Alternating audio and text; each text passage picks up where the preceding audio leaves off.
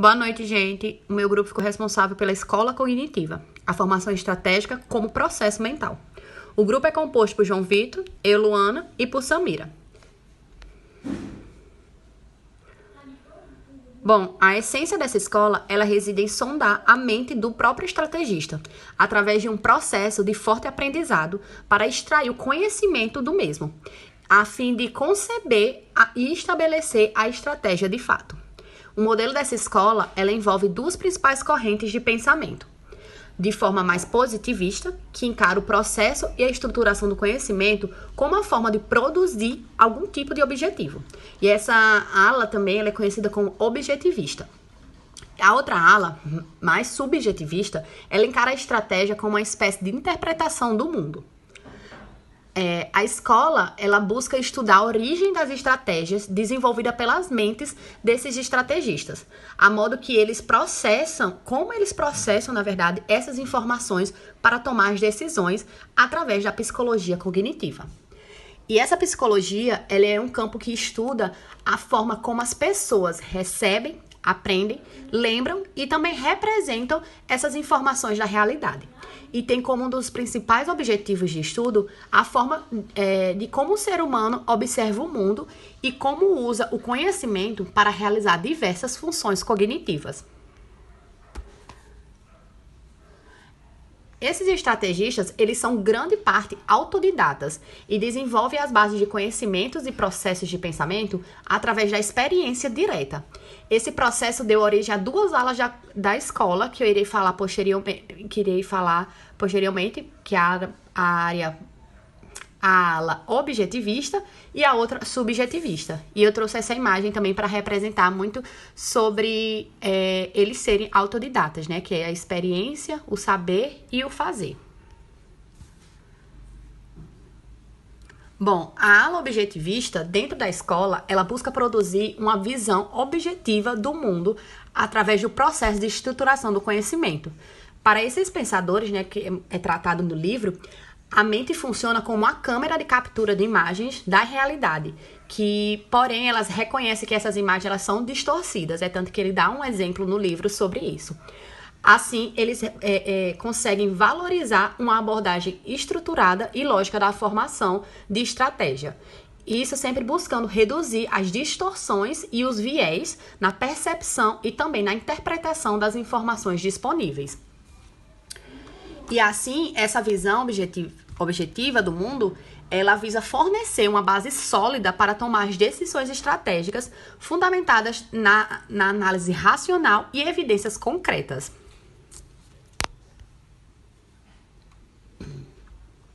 Já a outra ala, subjetivista, ela adota uma perspectiva diferente em relação à ala anterior. Enquanto os objetivistas, eles enfatizam o processamento racional e objetivo do próprio conhecimento, os subjetivistas veem a estratégia como uma interpretação subjetiva do mundo.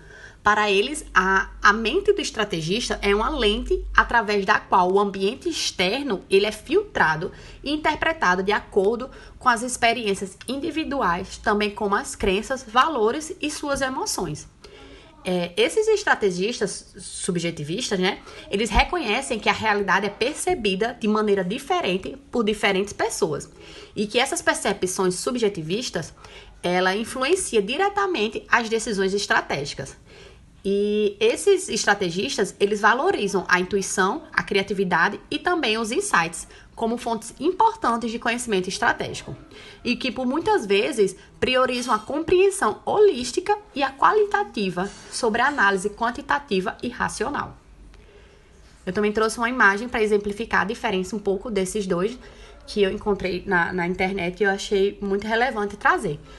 O positivista, né, que é o objetivista que eu falei, ele trata sobre processamento e estruturação, visão objetiva do mundo, sentidos como meio de captação de informações, cognição como recriação do mundo. Já subjetivista é a interpretação do mundo, processo de tomada de decisões dentro para fora. E a cognição é como a criação do mundo, diferente da objetivista, que é a recriação do mundo.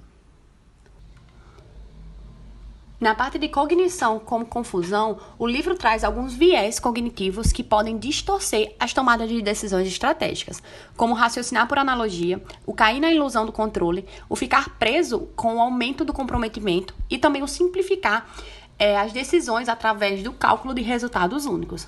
Essas são algumas armadilhas enfrentadas pelos gestores.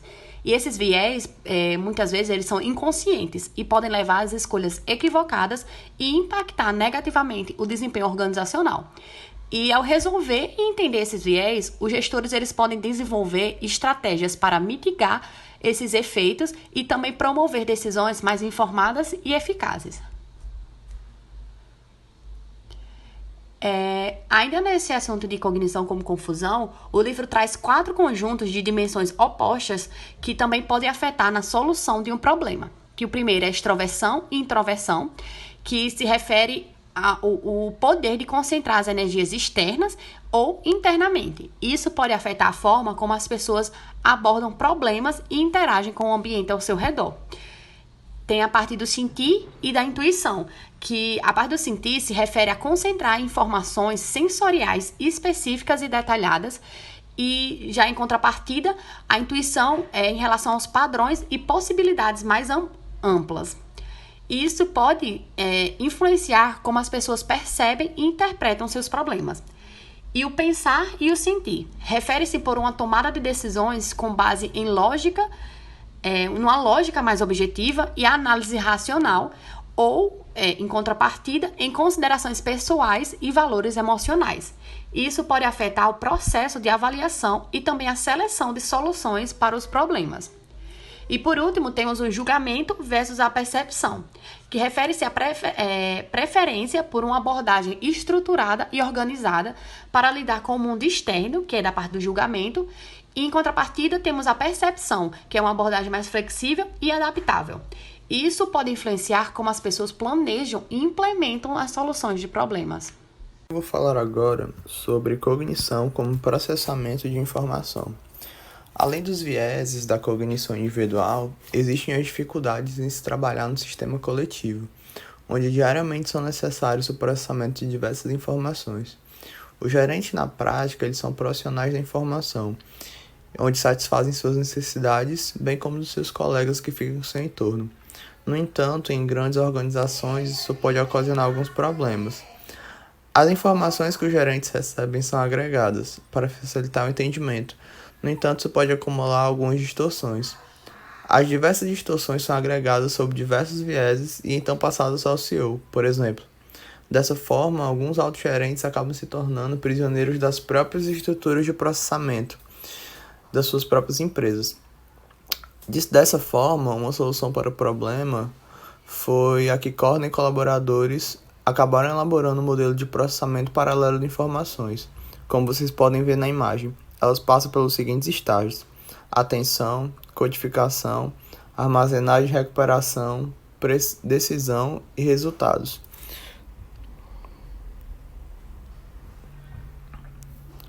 A atenção, ela determina quais informações serão ignoradas e quais serão processadas. A codificação dá significado às informações, buscando classificar nas devidas categorias, por exemplo, cliente ou fornecedor.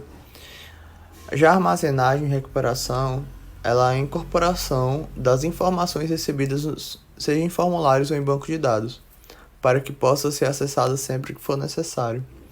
Decisão são as escolhas incorporadas nos processos cognitivos.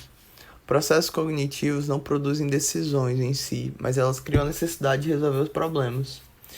Já resultados são o início do processo de realimentação, gerando um processo permanente de informações, voltando aos pontos anteriores. Agora irei falar um pouco sobre cognição como mapeamento. Um pré-requisito essencial para uma cognição estratégica é a existência de estruturas mentais que possa ser capaz de organizar o conhecimento. Essas estruturas, são chamadas também de esquemas, conceitos, mapas mentais, etc. E, segundo Anne Ruff, existem 2 tipos de mapas cognitivos. Primeiro, aqueles que separam os fatores que são importantes para os gerentes, tal como o perfil dos concorrentes, e outros que mostram a relação de causa e efeito de diferentes fatores. Por exemplo, como os concorrentes importantes irão reagir aos cortes de preços, né?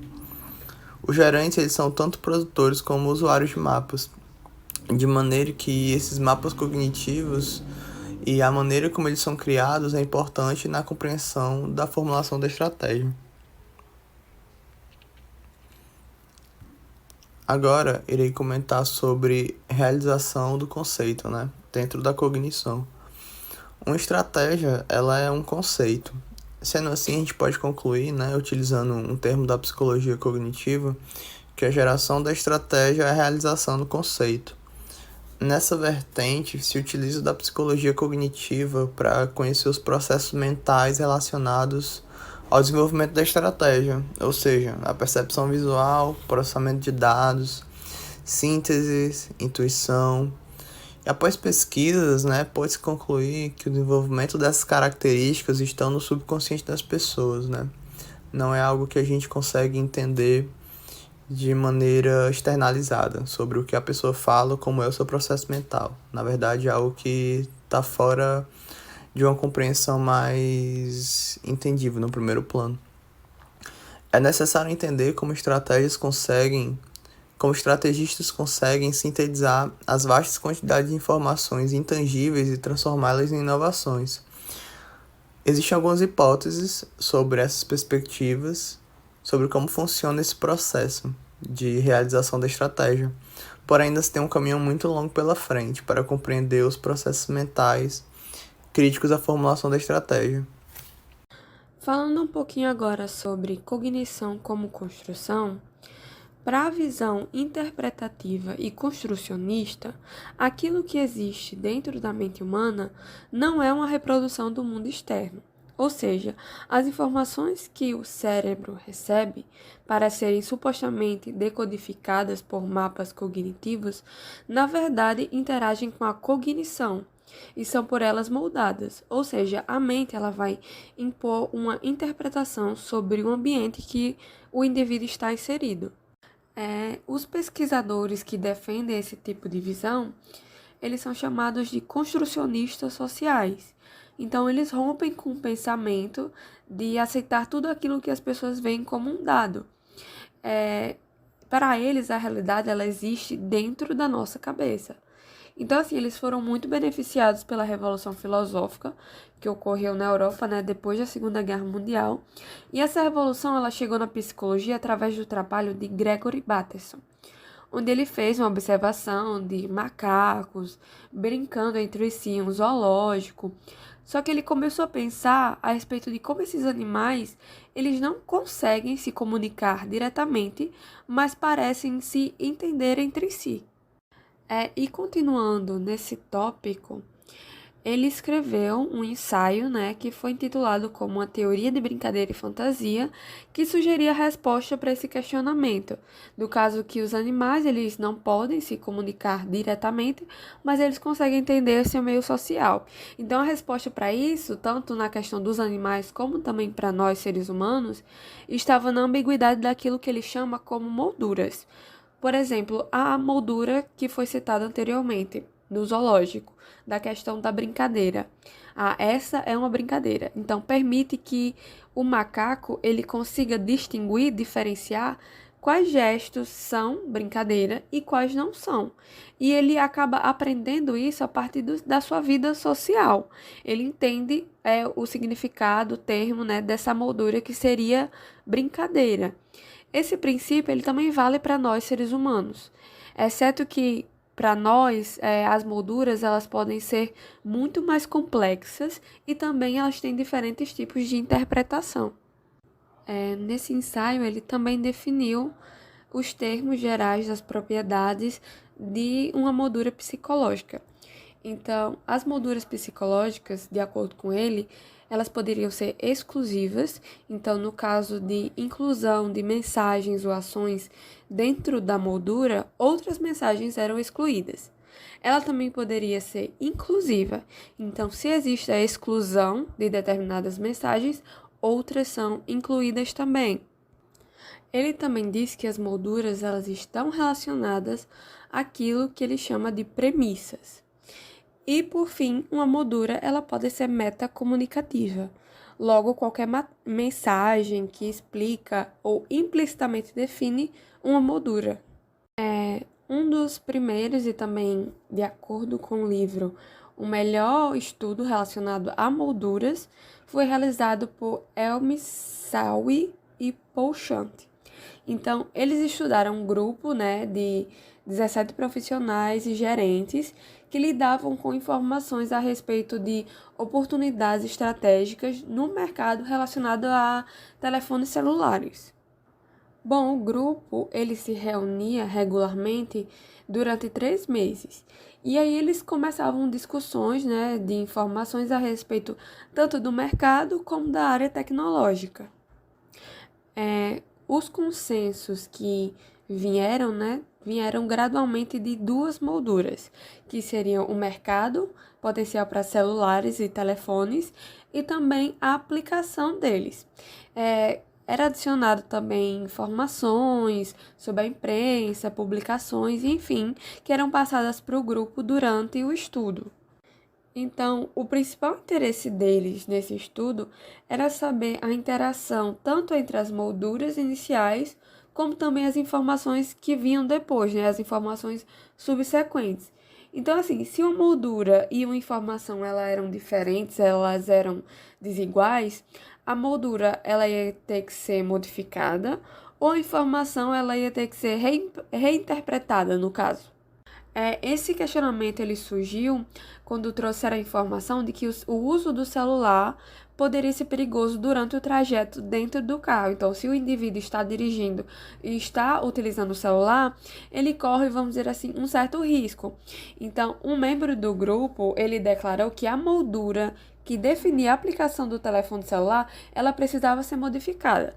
Já os outros membros, eles trouxeram outras informações, que foram as seguintes. Primeira, que os proprietários de celulares dirigiam de forma mais segura que os que não são proprietários. A segunda foi que estava sendo desenvolvidos, novos dispositivos mais tecnológicos, voltados ao viva voz do celular. E o terceiro era a posse do celular em casos de acidentes. Então, o motorista ele tinha um método para pedir socorro caso ele precisasse. Dessa forma, o outro membro ele acabou sendo persuadido pelo grupo, de que a moldura ela estava correta. Então, assim, esse estudo ele acabou levando a uma distinção entre esquemas e também a molduras. O esquema, ele é relacionado ao indivíduo. Então, o esquema, ele depende daquilo que o indivíduo vê e aquilo que ele acredita. Já a moldura, ela é relacionada ao grupo em si. Então, ela depende das dinâmicas grupais, da relação entre o indivíduo com o resto do grupo. Então, a partir do que a gente viu anteriormente e tudo que foi analisado, se abre o seguinte questionamento. O ambiente, ele está ou não construído? A visão construcionista social, ela dita que ninguém em uma organização consegue ver o ambiente. Para eles, as organizações, elas se constroem a partir de informações. Já os construcionistas sociais, eles têm outra visão. Para eles, os ambientes são construídos já dentro da organização. E eles são o produto da crença gerencial, das crenças gerenciais. Muitas pessoas, elas costumam rejeitar essa conclusão, Elas acreditam que sim, existe um ambiente lá fora.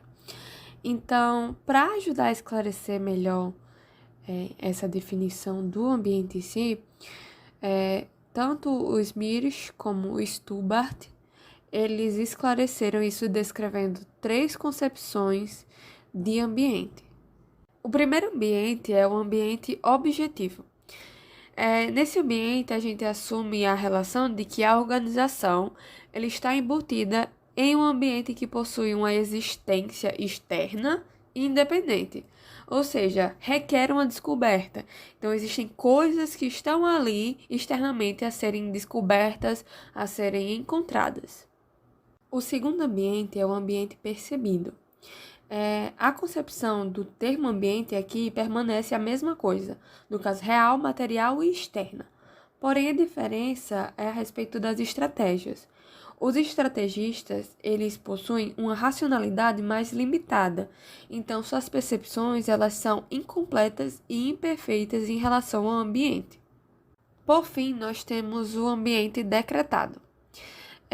Nesse ambiente aqui, ele vai ser gerado por ações humanas e também pelos seus esforços intelectuais para dar sentido às suas ações. Então, não existem ameaças ou oportunidades de forma externa a esse ambiente.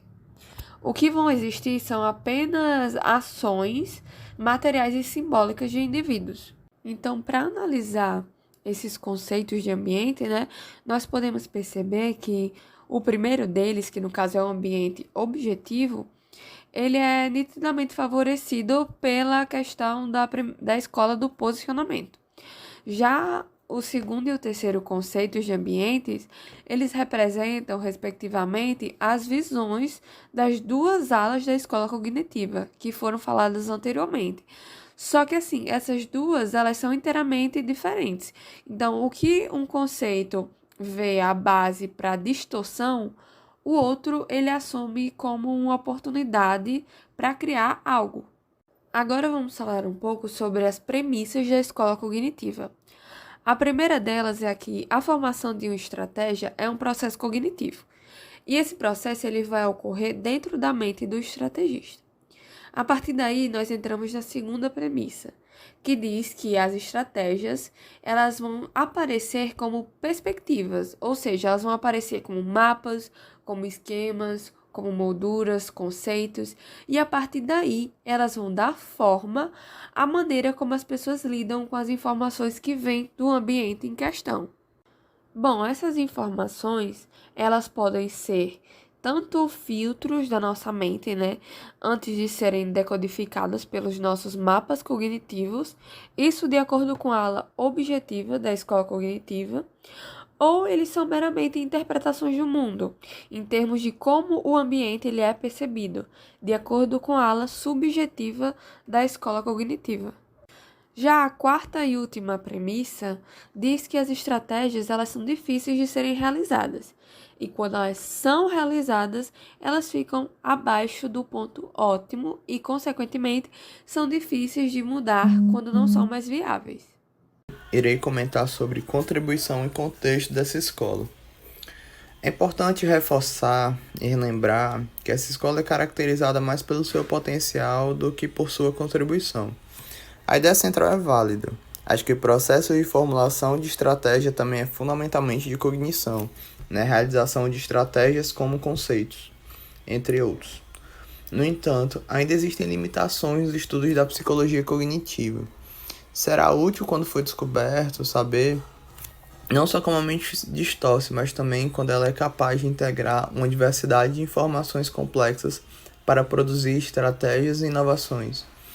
Com isso, encerramos nossa apresentação. Estamos abertos às perguntas e obrigado.